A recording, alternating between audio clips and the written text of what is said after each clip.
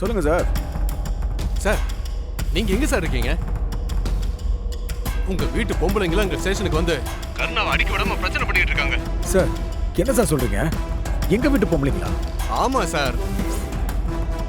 அந்த இந்து கூட 4 பொம்பளைங்க வந்து ஸ்டேஷன்ல ஒரே கலவரம் பண்ணிட்டு இருக்காங்க. ஏய் ஜெயந்தை, ஜெயந்தை, ஏய் ஜெயந்தை. ஹலோ சார், எதுக்கு சார் கத்துறீங்க? அங்க எப்படி சார் இருப்பாங்க? உங்க வீட்டு பொம்பளைங்க எல்லாம் இங்க இருக்காங்க. ஓஹோ, அவளுக்கு இவ்வளோ தைரியம் வந்துருச்சா? இன்ஸ்பெக்டர் சார், அந்த கர்ணாவை ஸ்டேஷன்ல வச்சு போட்டுருங்க. எது நடந்தாலும் நான் பாத்துக்கிறேன். எதை பத்தி யோசிக்காதீங்க.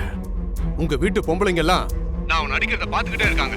இப்ப நான் அவனை கொன்னா அவங்க எல்லாரும் எனக்கு எதிராக சாட்சி சொல்லுவாங்க. இன்ஸ்பெக்டர், அவங்க நிக்கிற ஒருத்தி கூட இதை கண்ணால பார்த்தன்னு சாட்சி சொல்ல வரமாட்டா. அதுக்கு நான் கேரண்டி. நீங்க எதை பத்தி யோசிக்காம கர்ணாவை முடிங்க. சரி, ஓகே சார்.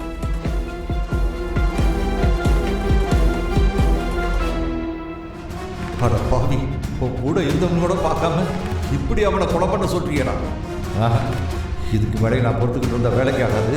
நான் இப்பவே இதுக்கு ஒரு வழி பண்ணி ஆகணும். கர்ணா, கர்ணா, கர்ணா, கர்ணா.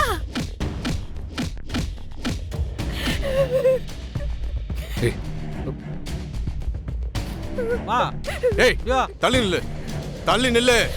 செத்தாலும் பரவாயில்ல, இதுக்கப்புறம் உங்களை கர்ணாவை அடிக்க விடவே மாட்டேன். விட மாட்டியா? இப்ப பாரு, இப்ப பாரு உன்ன. சார் அங்க பாருங்க.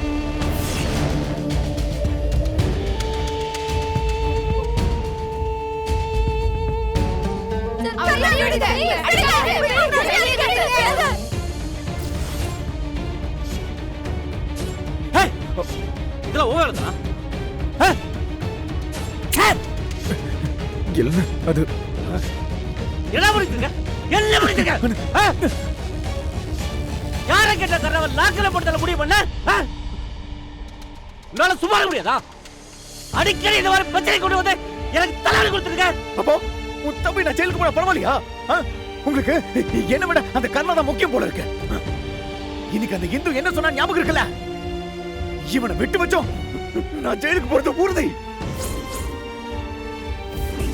இப்போ நான் கேட்ட 2 விஷயத்தையும் நீங்க பண்ணி கொடுக்கலனா உங்க ஆசை தம்பி மினிமம் ஒரு 15ல இருந்து 20 வருஷம் ஜெயிலுக்குள்ள களி தின்னுவாரு. அதுக்கப்புறம் உங்களை நம்பி மக்கள் எப்படி ஓட்டு போடுவாங்க?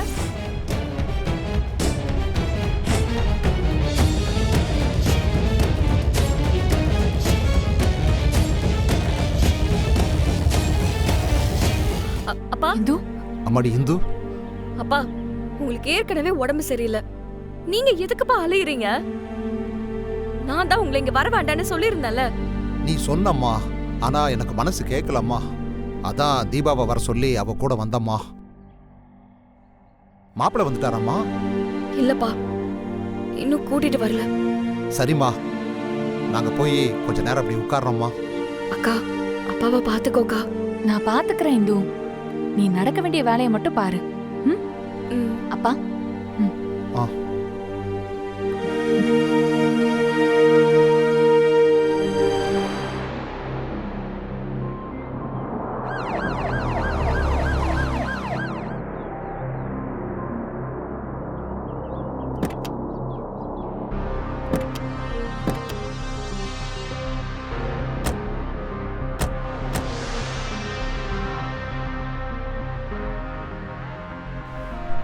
அக்கா,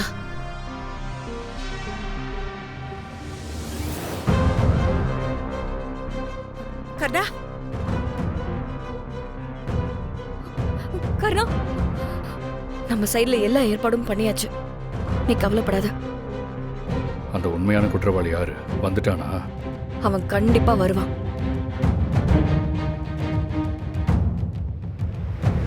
கர்ணா, நீ எதுக்கும் பயப்படாத கர்ணா. நாங்க இருக்கோம், சரியா? மாப்பிள்ள, ஆண்டவன் புண்ணியத்துல உனக்கு எதுவும் ஆகாது. நம்பிக்கையோடு இரு.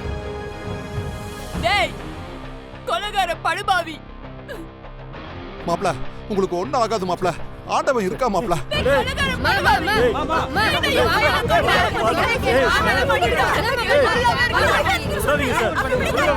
என்ன கேட்க மாட்டீங்க?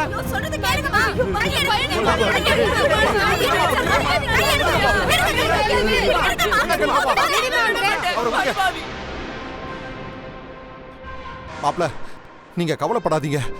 ஆண்டவன் இருக்கா மாப்ள. என்ன பண்றீங்க? நீங்க தைரியம் பாருங்க. ஏய் வாடா. இதோ இங்க நிக்கிற கர்ணா என் கட்சிக்காரரோட பையன் கதிர அவர் கெஸ்ட் ஹவுஸ்ல தனியா இருக்கும்போது உள்ள புந்து கொலை பண்ணிருக்காரு.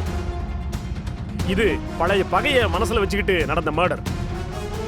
கொலையாளியே தானா வந்து சரண்டர் ஆனதுனால பிஎன்எஸ் செக்ஷன் 103 படி இவருக்கு ஆயுள் தண்டனையும் 5 லட்சம் ரூபாய் அபராதமும் விதிக்குமாறு உங்களை தாழ்மையுடன் கேட்டுக்கொள்கிறேன் மயிலாட்.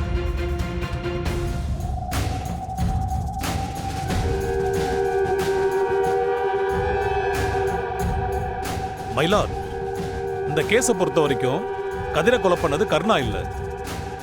இந்த கேஸ்ல நம்ம யாருக்குமே தெரியாத 3வது ஒரு ஆள் சம்பந்தப்பட்டிருக்காரு. அப்ஜெக்ஷன் மயிலாட். கொலை பண்ணவரே தான் கொலை பண்ணேன்னு ஒத்துக்கிட்டதுக்கு அப்புறமும் எதிர்த்தரப்பு வக்கீல் இந்த கேஸை குழப்ப பார்க்கிறாரு மயிலாட். டிஃபென்ஸ். மயிலாட், இவர் இந்த கொலையை பண்ணலன்னு என்கிட்ட ஸ்ட்ராங்கான எவிடன்ஸ் இருக்கு. கொலை நடந்ததா சொல்லப்படுற போன புதன்கிழமை என் கட்சிக்காரர் கர்ணா கொலை நடந்த கதிரோட கெஸ்ட் ஹவுஸ்ல இருந்து சுமார் 40 கிலோமீட்டர் தள்ளி இருக்கிற மார்க்கெட்ல இருந்ததுக்கான சிசிடிவி ஃபுட்டேஜை இந்த கோர்ட்ல நான் சப்மிட் பண்ணிருக்கேன்.